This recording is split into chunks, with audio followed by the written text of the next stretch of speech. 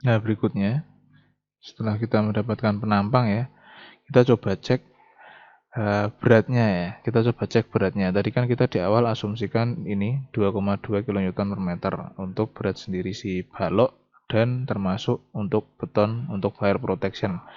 Nah, setelah kita punya penampangnya yang kita pilih, nah kita coba cek apakah estimasi kita di awal itu kurang atau sudah cukup gitu. Nah, untuk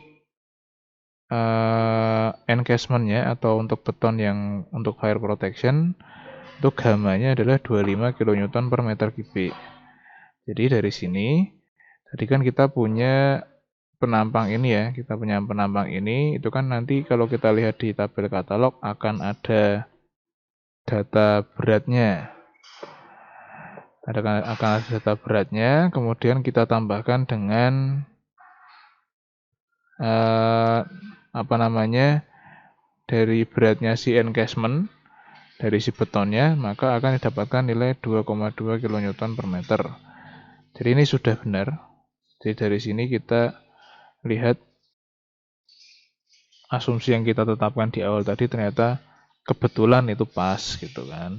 Jadi dari pengecekan berat sendiri balok dan termasuk betonnya itu ketemu 2,2. Nah, berikutnya kita hitung efektif flank width-nya. Jadi ini diasumsikan jarak antar shear konektornya adalah 0,1 dan kita pakai 2 baris shear konektor ya. Ini seperti yang digambar tadi di awal. Jadi ada dua ini, dua shear konektor ke sini, ke arah sini. Jadi ada 2 baris shear konektor. Kemudian untuk B efektifnya itu kita hitung dengan persamaan ini L dibagi 4 ditambah dengan 0,1. Ini 4 L per 4 tambah 0,1 ini jarak antar shear konektornya. Didapatkan nilai 2,25. Nah, kemudian untuk menghitung atau memposisikan posisi garis netralnya, jadi untuk menghitung kapasitas momennya kan kita harus menemukan di mana posisi garis netral dari penampang yang kita buat ini gitu kan. Ini penampang yang kita punyai, di sini ada slab komposit, ada slab beton, steel sheeting, shear connector, dan baja yang sudah kita pilih tadi. Nah, setelah kita punya ini, kita bisa menghitung posisi dari garis netralnya. Nah, garis netralnya itu kita bisa asumsikan dulu. Jadi, sebagaimana yang pernah kita bahas waktu itu, posisi garis netral itu ada 3 ya. Jadi, yang pertama ada di betonnya, di sini. Jadi, di area 0 sampai 80 ini, di sini. Kemudian yang kedua ada di area 0 sampai 150 ini. Jadi posisinya dia lebih dari betonnya tapi masih di dalam slab.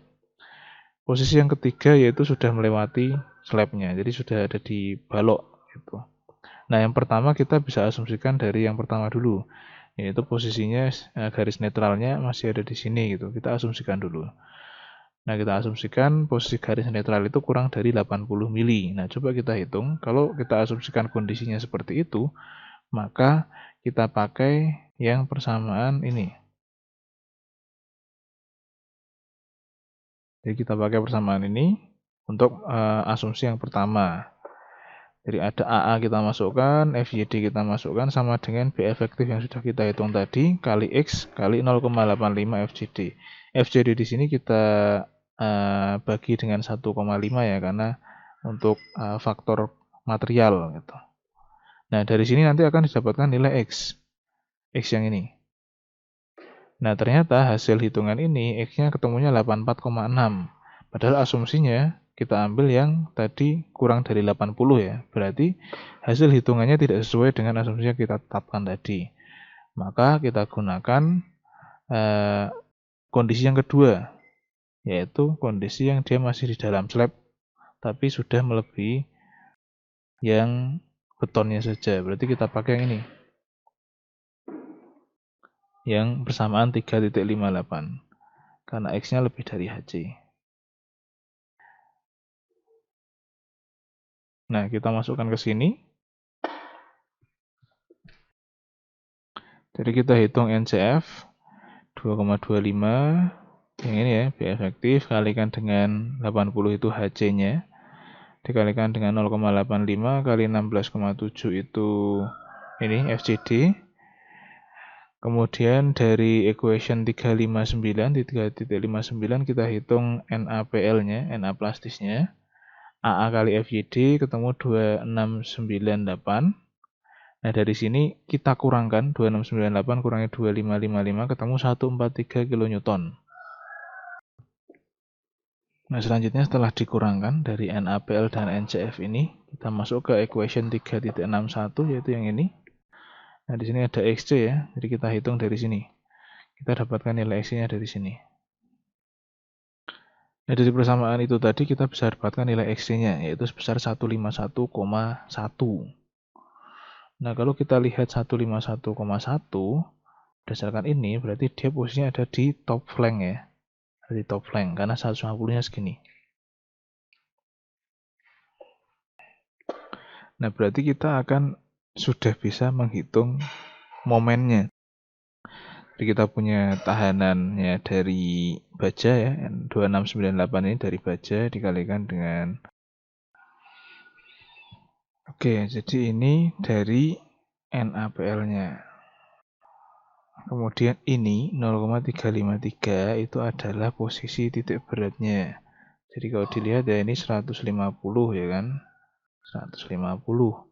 Kemudian ini kan 406. Berarti kan setengahnya adalah 203. 203 dan 150 itu kan 353 kayak gitu. Jadi posisi dari atas 353. Kemudian HC-nya kan 80. HC-nya 80 itu berarti titik beratnya si HC itu 40 kan di sini. Nah, makanya dia 353 kurangi 40. Dikurangi 143 itu dari yang ini, 143 NaC. Dikalikan 0,111. 0,11 diperoleh dari ini. Ini adalah X. Dikurangi 40 itu setengah HC. HC per 2. Ini juga HC per 2 tadi. Nah, kita punya gaya dikali lengan, kurangi gaya kali lengan, maka akan dapatkan gaya kali lengan kan momen ya. Nah, mana yang terbesar nanti akan didapatkan nilai sebesar ini. Dikurangkan akan dapatkan nilai sebesar ini. Nah, sekarang kita lihat setelah kita temukan kapasitasnya sekian, 829 kN. Momen maksimum yang terjadi sebesar 563 kN. Jadi kita butuh kapasitas momen yang kita butuhkan itu 563, sedangkan ternyata dari batang yang kita pilih tadi kita punya 829 gitu. Jadi masih lebih aman ya karena lebih besar dari penampang yang kita punyai ini. Tetapi kalau dihitung terhadap proporsinya, ternyata beban yang terjadi atau momen yang terjadi akibat beban itu sekitar 47%. Nah, jadi karena mencapai 47% itu kita gunakan partial zero connection ya. Nah, kemudian tadi menghitung untuk lenturnya. Nah, sekarang kita hitung untuk vertical shear-nya. Jadi kita hitung dulu luasan yang menahan gesernya, itu kita gunakan equation 3.69 itu di sini. Jadi kita pernah bahas. Ini luasan untuk penampang gesernya. Jadi AA ini penampang keseluruhan dikurangi 2 kali BF kali TF tambah TW tebal web tambah 2 kali R kalikan dengan TF.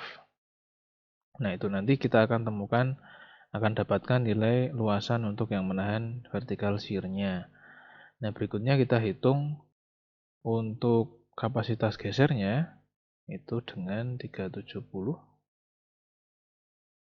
Nah, yang ini AV itu luasan shear-nya dikalikan dengan FYD, lelehnya, kuat leleh dibagi akar 3. Seperti itu. Dapatkan nilai 697. Ini adalah kapasitas geser yang dapat ditahan oleh penampang balok kompositnya, sedangkan yang terjadi gesernya adalah sebesar 274. Jadi masih jauh sekali, jadi masih oke. Untuk penampang ini digunakan menahan beban yang sudah kita hitung di awal tadi.